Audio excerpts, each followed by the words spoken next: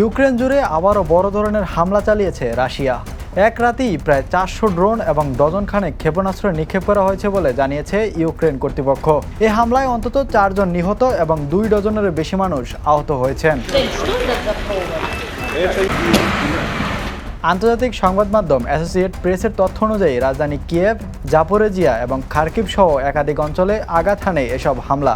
রাতভর বিস্ফোরণ আর আগুনে আতঙ্ক ছড়িয়ে পড়ে সাধারণ মানুষের মধ্যে। রাশিয়ার এই হামলা প্রভাব ছড়িয়ে পড়ে ন্যাটো জোটের সীমান্ত এলাকাতেও। পরিস্থিতি সামাল দিতে পোল্যান্ড ও রোমানিয়া তাদের যুদ্ধবিমান আকাশে মোতায়েন করে। পোল্যান্ড জানায় রাশিয়ার দীর্ঘপাল্লার বিমান হামলার কারণে তাদের আকাশসীমায় মিত্রবাহিনীর যুদ্ধবিমান টহল শুরু করেছে। একইভাবে রোমানিয়া সতর্ক অবস্থান নেয় দানকিউব নদীর কাছাকাছি এলাকায় ড্রোন হামলার পর। ইউক্রেনের বিমান বাহিনী জানায় প্রায় 400 ড্রোনের বেশিরভাগই প্রতিহত করা সম্ভব হয়েছে, তবে কিছু ড্রোন ও ক্ষেপণাস্ত্র লক্ষ্যবস্তুতে আঘাত হানে। রাতের হামলায় ব্যবহৃত হয়েছে 23টি ক্রুজ মিসাইল, 7টি ব্যালিস্টিক মিসাইল।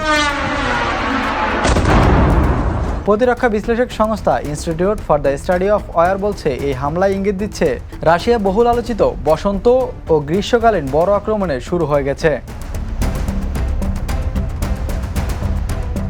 উল্লেখ্য, 4 বছরেরও বেশি সময় ধরে চলমান এই যুদ্ধে নতুন করে উত্তেজনা তৈরি হয়েছে।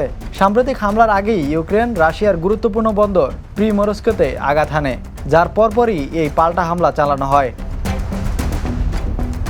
Imran Hossain, the news.